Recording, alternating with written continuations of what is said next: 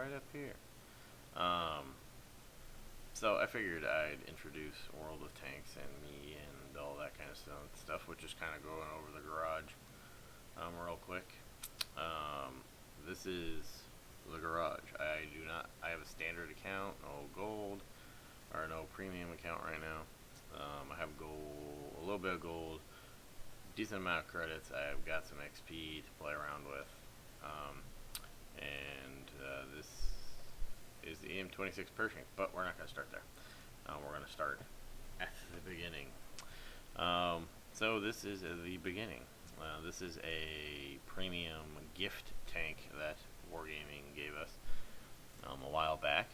It is the T1E6 light tank tier 2. I'm not really a big fan. Maybe it's because I haven't played it very much, but yeah, I don't really like it. Although right now it does have my M5 Stuart crew in it, but that's it. The next tank we just got as a gift recently is the T7 combat car. We are, this one's actually kind of fun. The traverse speed is god awfully slow. I mean, the turret traverse, 24 degrees a second is ridiculous. This traverse on the tracks is actually really good. So, and the speed on this thing is pretty good. So you can do some stuff with that. But the reload is really long too. So there's 50 shells in the magazine, and it's 24 seconds for a complete loading. It's a good tank in some ways. It was a gift tank, so they're not very good usually, but nah, that's the way it is. I have my T21 crew in that one. The next one, the T21, who only has one crew member, the gunner, waiting. And the T21 is a light tank. It is basically a scout, although I don't play it much like a scout. But that's because I do like this gun. It's got a nice rate of fire. It's a tier 6, so it's kind of, depending on it, if you're top tier, you can actually use this as a medium.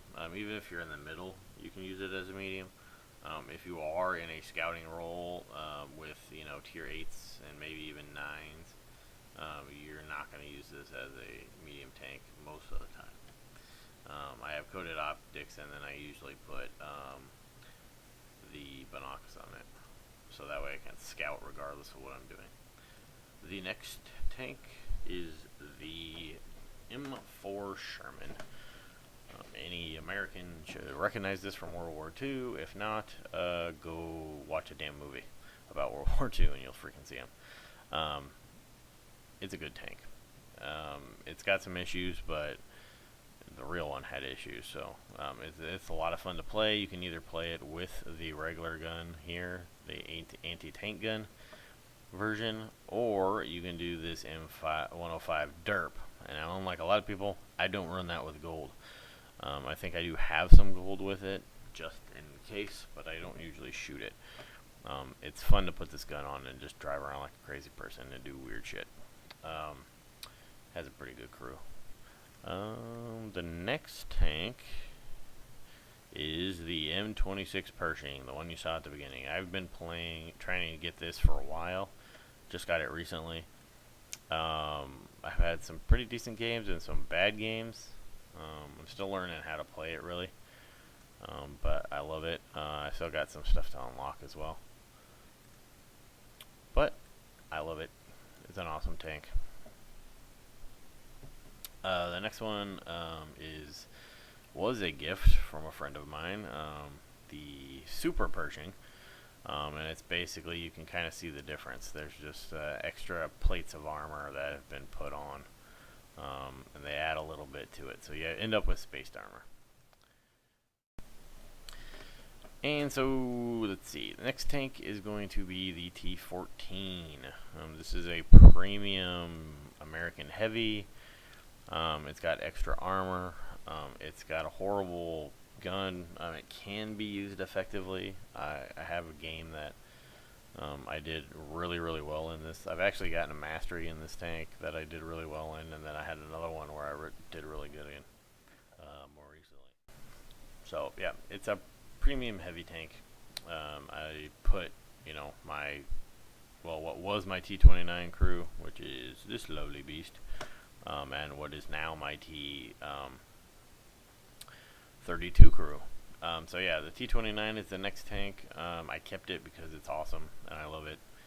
I don't technically have a crew for it, and I do put my T-32 crew in, which makes this tank not quite as good as it could be if it had its own crew, but it is still awesome. And as you see, there's no equipment on it right now.